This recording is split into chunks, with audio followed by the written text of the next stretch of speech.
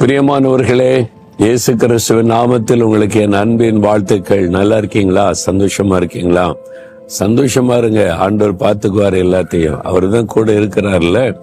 பிறகு எதுக்கு நீங்க பயப்படணும்? மகிழ்ச்சியா இருக்கணும். சரியா?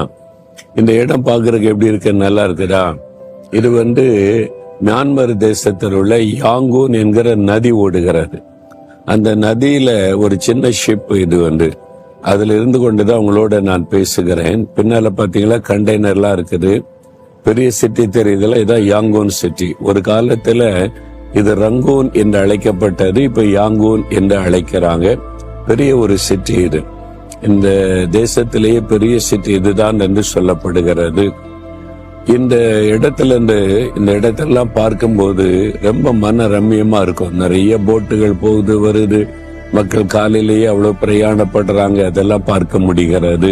பெரிய ஆறா இருக்கிறதுனால இதுல கப்பல்லாம் பிரயாணப்பட முடியுது. அதனால்தான் இங்க பல நாடுகள் இருந்து வரக்கூடிய கண்டெய்னர்லாம் இங்க இறக்கி வச்சிருக்கிறாங்க. இது மாதிரி இந்த தொழில்கள், கடல் தொழில் இங்க சிறப்பாய் நடக்கிறது.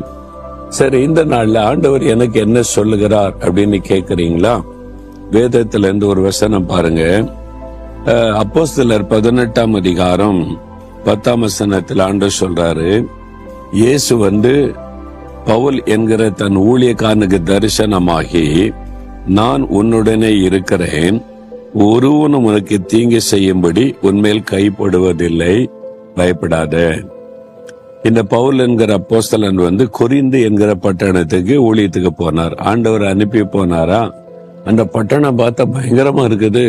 அந்த சூழ்நிலையே பயப்படுகிற சூழ்நிலையா இருக்குது. இப்ப ஒரு சுவிசேஷத்தின் வெளிச்சத்தை கொண்டு போறார். எதிர்க்கிற மக்கள், இவருக்கு விரோதமா எழும்புகிற மக்கள், மத தீவிரவாத அந்த வெறி உள்ள மக்கள், இவங்களால தனக்கு ஒரு ஆபத்து தீங்கு வந்துடுமோன்ற பயம், அப்படி சூழ்நிலை தான் காணப்படுகிறாரு.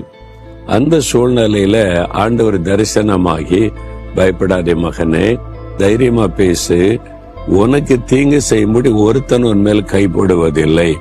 அப்படின்னு என்ன அர்த்தம்? நான் உனக்கு இருக்கிறேன் பாதுகாப்பா, என்னை தாண்டி தானே உன்கிட்ட வர முடியும், பயப்படாதுன்னு சொல்றார்.